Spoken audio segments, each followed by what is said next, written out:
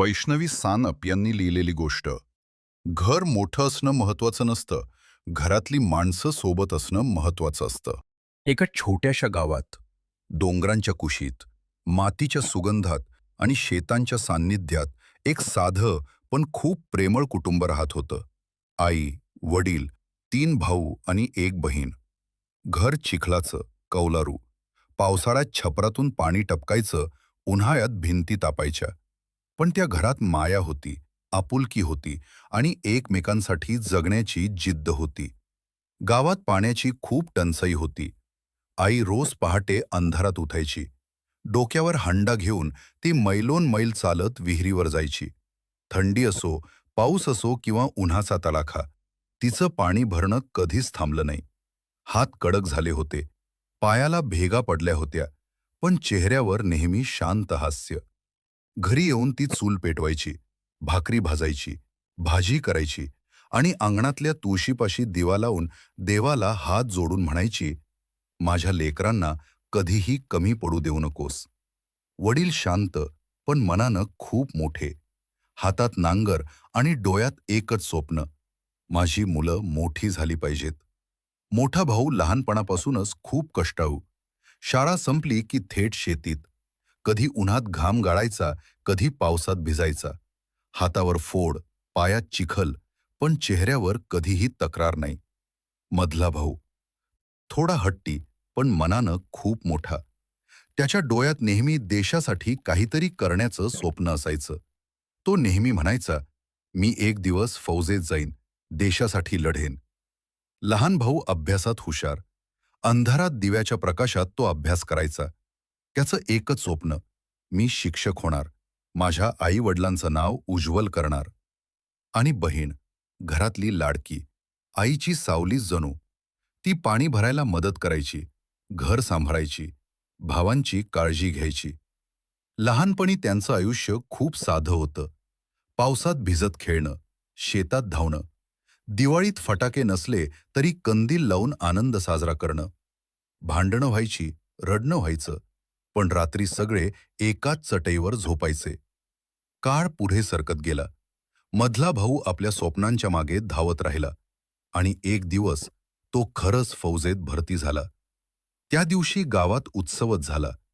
आईच्या डोळ्यात अश्रू होते, पण ते दुःखाचे नव्हते, अभिमानाचे होते. वर्षामागून वर्ष जात राहिली. तो देशाच्या सीमेवर उभा राहून आपल्या देशाचं रक्षण करत राहिला.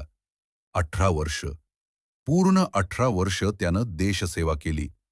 थंडी, ऊन, पाऊस, गोळ्यांचा वर्षाव, पण त्यानं कधी मागे वळून पाहिलं नाही. तो जेव्हा सुट्टीवर घरी यायचा, आई त्याला मिठीत घ्यायची आणि रडत म्हणायची, तू आला म्हणजे माझं जग परत आलं. लहान भाऊ शिक्षक बनला. पहिला पगार घेऊन आला आणि आईच्या हातात ठेवत म्हणाला, हे सगळं तुमच्यासाठी. मोठा भाऊ अजूनही शेतीत राबत होता. त्यानं स्वतःसाठी कधी काही मागितलं नाही. बहिणीचं लग्नही एका फौजी मुलाशी झालं. लग्नाच्या वेळी आई रडत होती, पण भावांनी तिचा हात धरून सांगितलं, ती कुठेही जाईल पण आपलीच राहील. तीनही भावांनी एक स्वप्न पाहिलं, आपलं घर मोठं करायचं. कर्ज काढलं, रात्रंदिवस कष्ट केले आणि शेवटी त्यांचं स्वप्न साकार झालं. नवीन घर उभं राहिलं. त्या दिवशी पहिल्यांदा घरात उजेड होता, आनंद होता, हसू होतं. पण नियतीला कदाचित हे सुख जास्त काळ पाहवत नव्हतं.